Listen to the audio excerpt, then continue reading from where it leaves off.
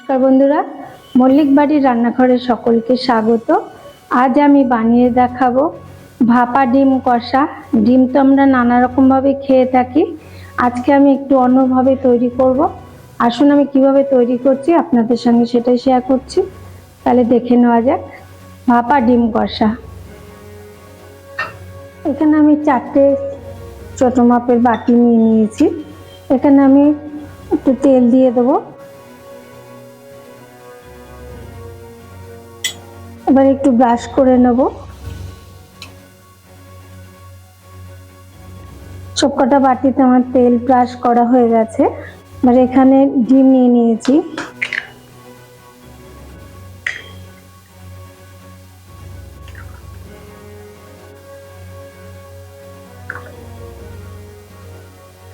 এবার এরপরে অল্প করে লবণ দিয়ে দেবো।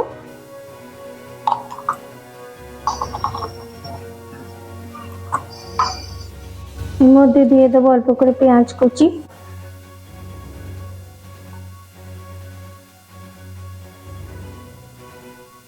আর দিয়ে দেবো অল্প করে গোলমরিচ কুচি, চাইলে আপনারা লঙ্কা কুচিও দিতে পারেন।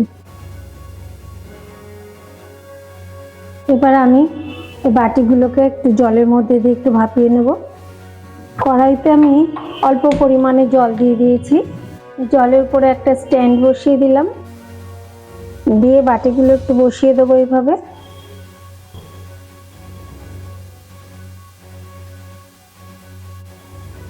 এবার একটা ঢাকা দিয়ে দেবো। এবারে একটু দেখে নেব, আমি 4 মিনিট পরে ঢাকা খুলে দিয়েছি। এই যে এরকম সাদা যখন হয়ে গেছে বোঝা যাবে জমে গেছে। খুব বেশি ফোটানোর দরকার নেই, একটু জমে গেলেই হবে। এবারে আমি গ্যাস অফ করে দিয়ে বাটিগুলোকে নামিয়ে নেব। দেখতেই পাচ্ছেন এই অবস্থায় নামিয়ে রেখে দেবো। একটা পেস্ট তৈরি করে নেব। একটা মিক্সিং জার নিয়ে নিয়েছি, তাতে দিয়ে দিলাম 3টে কাঁচা লঙ্কা। ঝালটা অবশ্যই আপনাদের স্বাদ অনুযায়ী দেবে। দিয়ে দিলাম 1 ইঞ্চি আদা, আর দিয়ে দিলাম 10টা মতো রসুন, আর দিয়ে দিলাম একটা পেঁয়াজ, দিয়ে দিলাম অল্প করে জল দিয়ে দিলাম। একটা পেস্ট তৈরি করে নেব। পেস্টটা তৈরি করা হয়ে গেছে, এবার সাইড করে রেখে দেবো। উনুনে একটা কড়াই বসিয়ে দিয়েছি। এবার কিছুটা তেল দিয়ে দিলাম, 3-4 চামচ। এর মধ্যে দিয়ে দিলাম গোটা গরম মশলা, 2টো এলাচ, দারচিনি, লবঙ্গ, দিয়ে দিলাম একটা শুকনো লঙ্কা, দিয়ে দিলাম গোটা জিরে 1/2 চামচ। এবার দিয়ে দিলাম একটা কুচানো পেঁয়াজ,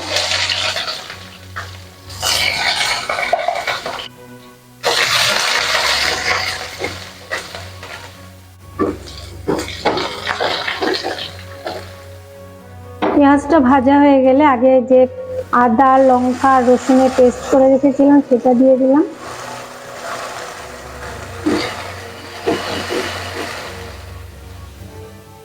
একটু ভালো করে কষিয়ে নিতে হবে। মশলা কষানোর সময় কিন্তু আমি মিডিয়ামে আঁচটা রেখেছি। মশলাটা ভালো করে কষানো হয়ে গেছে। এরপরে আমি দিয়ে দেবো টমেটো পেস্ট। একটা টমেটো আমি পেস্ট করে রেখেছিলাম, সেটা দিয়ে দিলাম। এবার এর মধ্যে একে একে সব মশলা দিয়ে দেবো।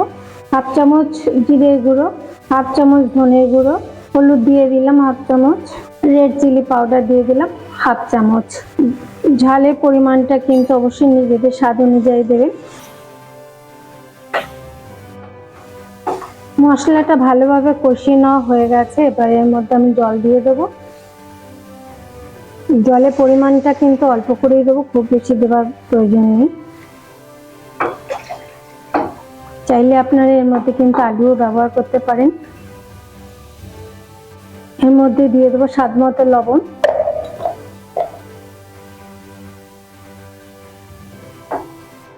ঢেকে দেবো কিছুক্ষণের জন্য ফুটতে দেবো। আগের থেকে যে আমি ডিমগুলো ভাপিয়ে রেখেছিলাম, একটা চামচের এই পেছন দিক দিয়ে এইভাবে ঘুরিয়ে তুলে নেবো। আমি কিন্তু খুব শক্ত করে করিনি, হালকা নরমও আছে, এইভাবে নামিয়ে নিয়েছি। তো সবকটা এইভাবে আমি ছাড়িয়ে নেব।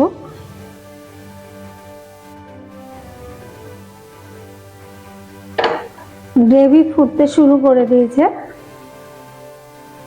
এবার আমি এই ডিমগুলো এক এক করে এর মধ্যে ছেড়ে দেবো।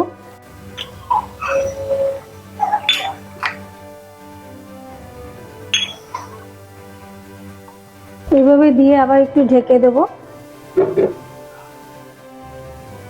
এবার একটু দেখে নেব, স্বাদটাকে ব্যালেন্স করার জন্য অল্প মিষ্টি দিয়ে দিলাম, চাইলে আপনারা নাও দিতে পারেন। আর দিয়ে দিলাম অল্প গরম মশলা গুঁড়ো। আবার একটু ঢেকে দেবো। সব শেষে একটু ধনেপাতা কুচি দিয়ে নামিয়ে দেবো। গ্যাস অফ করে দিলাম, এবার নামিয়ে নেব।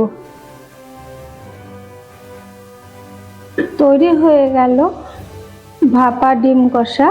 ভাত, রুটি, পরোটা সবকিছুর সঙ্গে খাওয়া যায়। আমার এই ভিডিওটা যদি আপনাদের ভালো লাগে, লাইক, শেয়ার, কমেন্ট করবেন। আর নতুন নতুন রেসিপির আপডেট পেতে আমার চ্যানেলটিকে সাবস্ক্রাইব করবেন। পাশে থাকা বেল আইকনটিকে প্রেস করতে ভুলবেন না।